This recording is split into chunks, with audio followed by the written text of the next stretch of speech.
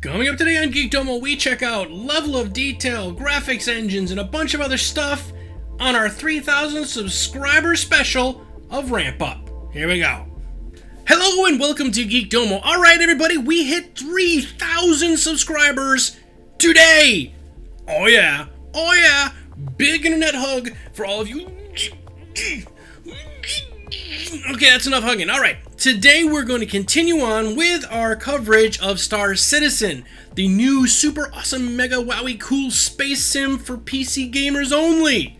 Coming out in the next 2 years or so, something like that they said. We're going to talk about a lot of techie stuff today. Hopefully it doesn't make your head explode, but that's okay. It's still cool. Alright, let's get on with the stuff. I decided to start talking about the engine itself. It is the backbone of the graphics, and the graphics are the backbone of the game, so it's sort of the backbone of the backbone of the game. If you don't have a really great engine, no matter how special and awesome you think the game is, people aren't going to go to it because it looks like poo. I told you we were going to get technical today. Hang on. Here we go. What is the engine for Star Citizen? It is the Cry engine from Crytek. Specifically, the game is being developed on the Cry3 engine with possible future support later on for Cry4, and maybe Cry5, who knows, in 2 years when the game comes out. Why did they pick Crytek? Well, there's a couple of reasons. We'll go over them. First, it supports amazing graphical fidelity. Number 2, it was built by gamers with games in mind. It has a UI conducive to game development. The developers are easily able to move things around and change stuff that will allow the game to be built easier. That's easier to build the game. They can spend more time on making the game good in other ways. RSI hired 2 former Crytek engine developers to assist them in developing the game. They live there, they work there, they know all about how the engine works, and they are able to help them optimize this game the best way possible for a variety of different systems. When I say a variety of different systems, I mean a variety of different PCs. Unlike consoles, PC games have to be built for a multiple different array of types of PCs because every single person is going to build it a different way, so they have to be able to utilize that. And so they're using the Crytek engine developers to help them optimize it for as many PCs as possible. Next, Crytek is working very closely with RSI to add Star Citizen components to the game, such as an infinite space plugin and other plugins that are not necessarily used in planet-based games. So even though they hired a couple of their former employees, they decided they would still work with them, and they're going to work with them hand in hand to develop this game to be the best possible demonstration of how powerful the Cry engine is. Okay, so now we talked all about why they're using Crytek and the Cry engine. Let's talk a little bit about the specifics that will make its way into Star Citizen. First off, it will have full 3D support, either through NVIDIA glasses, 3D monitors, or of course, the awesome Oculus Rift. Oh yeah. Next thing, it's gonna have real-time streaming of space through a feature called segmented worlds, which allow there to be seamless transitions between environments and even space itself. What does this mean? What are you talking about? There will be no load screens. So when you're flying from the Alpha Quadrant to the Delta Quadrant, and it takes you 77 years to get there, it will never load a loading screen the entire flight. If you don't know what I'm talking about, it's from Star Trek Voyager. I'm sorry I'm getting geeky on you right now. Users are never going to see the transition because it's automatic. You don't hit a button to say load next zone. It just does it on the fly. Awesome. They also added support for light propagating volume. Boy, I love throwing those big words together. Which means it can detect light sources and autofill the environment. What does this mean to you? More glowies when you shoot your lasers and stuff. Next, Cry engine is very mod friendly, and this game will be built to allow for private servers. So modders rejoice, because there will be something here that you're gonna dig. I've seen posts on the forums where people are excited about building Gundam-style robots that are gonna fight each other on land and fly into space and shoot off 1,000 missiles and just as much anime craziness as you can think of. And while the game itself is not gonna support that, they're gonna support modders who are gonna build that kind of thing. So maybe that's your cup of tea and you wanna play in that particular type of server, go for it. This game will support full Newtonian physics in the code. Basically, computers in a ship will handle the thrusters to make it behave an awful lot like an airplane.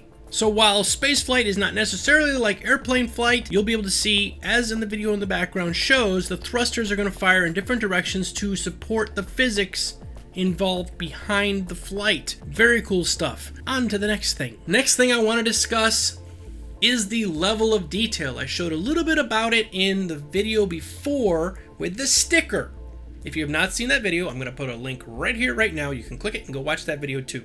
After this one's done though. So you can load it up on another tab and then come back.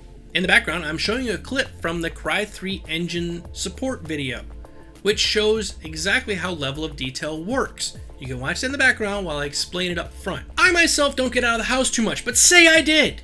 And I walked outside and I saw something on the ground a mile away that was brown and had green stuff on top. I would either assume it's broccoli, a big stick of it, or it's a tree. As looking at it a mile away, it is to me just a green fuzz ball on a brown stick, if I could even see a mile away, but let's just say I can.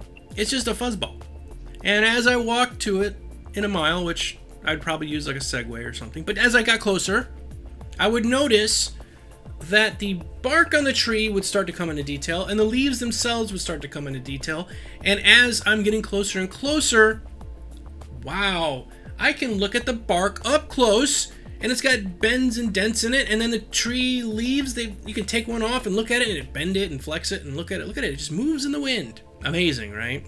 We all know what trees are. Okay, the way it's going to work in this game and with the Cry3 engine is the same way. Far, far away, looking at a spaceship, it's going to be a tiny little blip, and it's going to maybe have a couple of polygons to make it up. Why render it with 1,000,000 polygons when you're that far away? You can't see into the detail.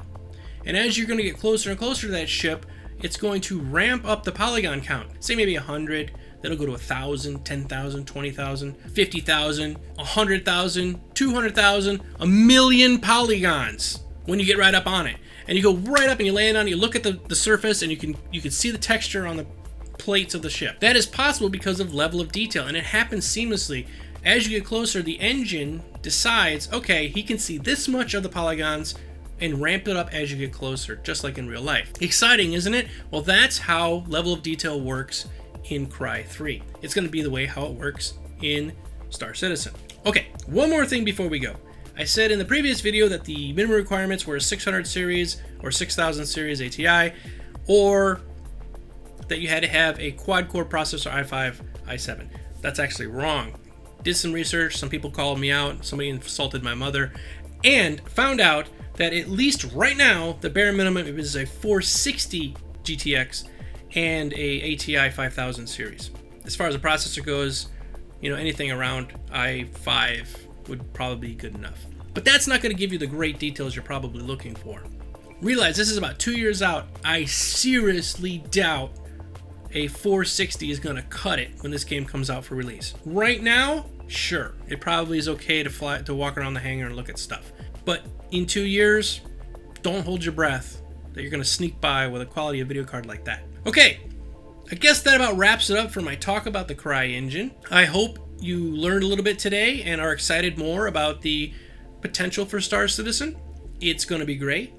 We will cover this in more detail as we get closer to the game's launch. Just like level of detail, it's logarithmic, and as we get closer, it's going to ramp up to more and more stuff. So for right now, 1 video a week, 2 videos a week is probably about max that I'm going to cover. I do want to hear comments and discussions below. Throw them at me. One other thing, if you want more detail, more than what I covered here today, go over to the forums on Robert Space Industries. I will put a link in the description below. Head on over there, look at the developer forums. You can talk with the developers and get answers direct for your questions, more so than what I'm going to be covering in these videos. These are general videos for the general audience. If you're really into tech or you're a developer yourself and you kind of want to know more details about this, head on over there. You can talk with them yourselves. Okay, everybody, thanks a lot for watching. Thank you, big internet hug for the 3,000 subscribers. You guys are really amazing. We're growing so fast. It's under 15 days per 1,000, just about. So we're just cranking through.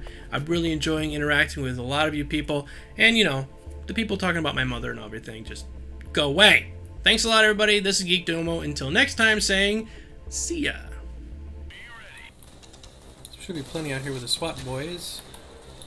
There's a heli here. I got the SWAT guy. Good. With a pistol. No bullets. Pick the lock!